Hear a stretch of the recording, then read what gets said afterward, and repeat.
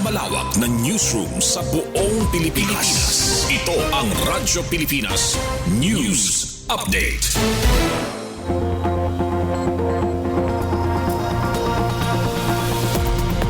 Philippine Standard Time, 3:56 p.m. Maupay nga kulop sa iyong atanan as shiny mga balita yan na nga oras. Benteng bigas mayada na sa summer. Detalye pamatiyan naton matikang kan Charmaine Perito Balvez. Radyo Pilipinas Report. Abilabli na sa yabong summer ang 20 pesos kada kilo nga bugas ilarom san kadiwa ng Pangulo Program. Prioridad nga mahatagan adton aada sa vulnerable nga mga sektor sugad san minimum wage earners, 4Ps, solo parents, senior citizens ug persons with disabilities. Tungod naman san inisyatibo san gobyerno probinsyal san summer ug suporta san sekretary san Department of Agriculture nga nakaangkla sa mandato ni Presidente Ferdinand R. Marcos Jr. na pahilawig ang coverage sang programa ug nahimo nga Rice for All. Pinaagi sini nga full-scale rollout san 20 pesos kada kilo nga bugas ug sa pakigsumpayan sa National Food Authority readily available ang stock san bugas ug mas magiging madali ang pagdistribuer sa komunidad. Sa pahayag pa ni Samar Governor Shari Antan, ang pagpatuman sang programa yan na bulan Disyembre ano sa liwat nga pamaagi nga magpaabot bulig sa mga pamilya nga naapektuhan san magkakasunod nga mga kalamidad. Para sa Bagong Pilipinas, Charmaine Perito Balvez, Radyo Pilipinas, Radyo Publiko, Kalbayog. Northern Samar ginkilala como national champion sa DOE Sustainable Energy Awards 2025. Iniig detalye ni Shane Lorono. Radyo Pilipinas Report. Ginpasidunggan ang Northern Samar sa Department of Energy como national champion sa DOE Sustainable Energy Awards 2025 para sa LGU category. Sumala sa DOE, ang probinsya insyahan sa Pilipinas nga nagpatuman sa Green Lane Policy nga nagpapadali sa renewable energy investments samtang nasisiguro ang environmental safeguards. Lakip liwat sa recognize ang CSR Ordinance of 2025 nga may kaupayan sa komunidad. Igdudumara ang formal nga pagpasidungog sa December 16, 2025 sa Makati City. Para sa Bagong Pilipinas, Shane Lorono, Work Immersion Student San Clarencio Calagos Memorial School of Fisheries. Radyo Pilipinas, Radyo Publiko, Kalbayog. Samtang bungtosan katubig Northern Samar may da bag-o nga evacuation center. Ini igbabalita sa pagbalik ni Charmaine Perito Balvez. Radyo Pilipinas Report. Sa panahon san mga kalamidad sugad san bagyo nga nagdadara san makusog nga hangin ug waray undang nga pag-inuran usa ang munisipyo san katubig Northern Samar sa mga apektado kundiin hataas ang potensyal san pagbaha ug pag-anas san tuna sa lugar.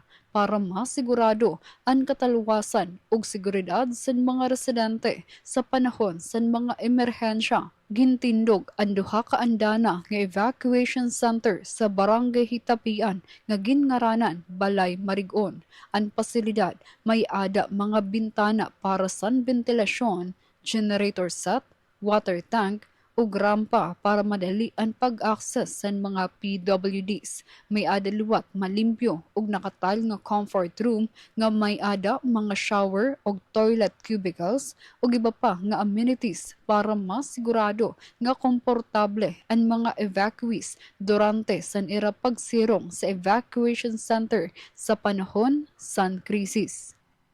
Para sa Bagong Pilipinas, Charmaine Perito Balvez, Radyo Pilipinas, Radyo Publiko, Kalbayog.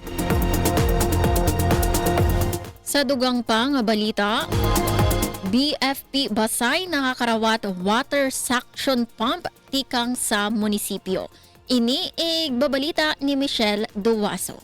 Radyo Pilipinas. Radyo Pilipinas. Report. Naghatag ang lokal nga gobyerno sa Basay sin water suction pump ngadto sa Bureau of Fire Protection sa munisipyo para mapakusog ang firefighting operations labi na sa pag-refill sin tubig sa mga lugar nga waray fire hydrants. Igin turn over ini ni Mayor Luz Chufonferrada upod ni MDRRMO Rowena Olfato ngadto kan Municipal Fire Marshal Wenceslao Avorca Jr. nga dako ang pasalamat tungod sa suporta tikang sa munisipyo.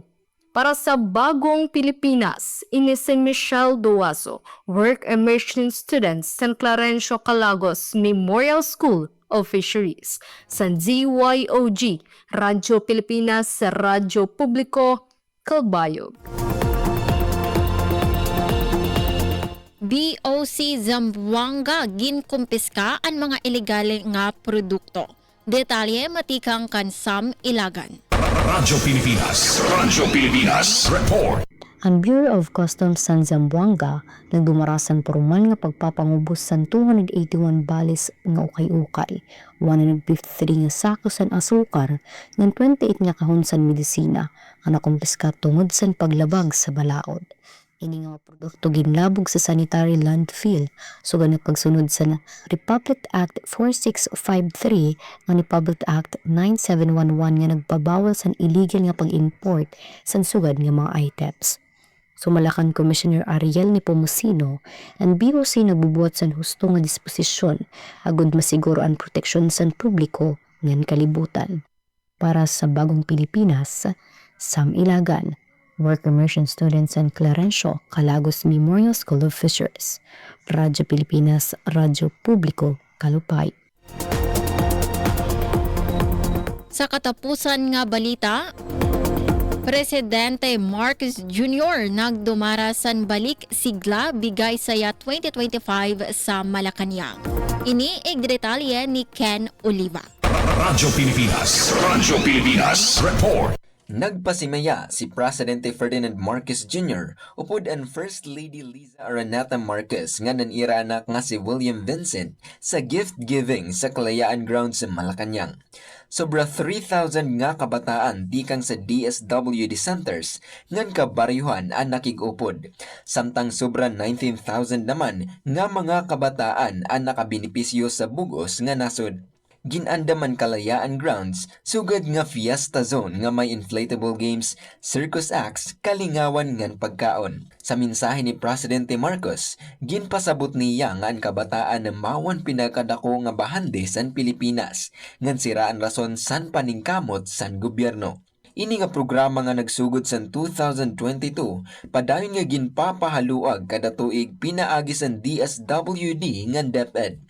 Ginpasalamatan liwat ni PBBM ang kabataan nga naghatag san kalipay ngan inspirasyon sa mga nagtatrabaho sa gobyerno nga nagduduso sa ira nga maging mas mauyatom ngan mas marigon para sa katawhan. Para sa Bagong Pilipinas, Ken Oliva, Work Immersion Student, San Clarencio Calagos Memorial School of Fisheries, Radyo Pilipinas, Radyo Publiko, Calbayog. Asya doon kabugusan sa mga balita yan na nga oras. Padayon kamo pamati sa DYOG Radyo Pilipinas, Radyo Publiko Calbayog para sa mga news updates. Ini si Suzette Pretencio para sa Radyo Pilipinas, Radyo Publiko. Mula sa pinakamalawak na news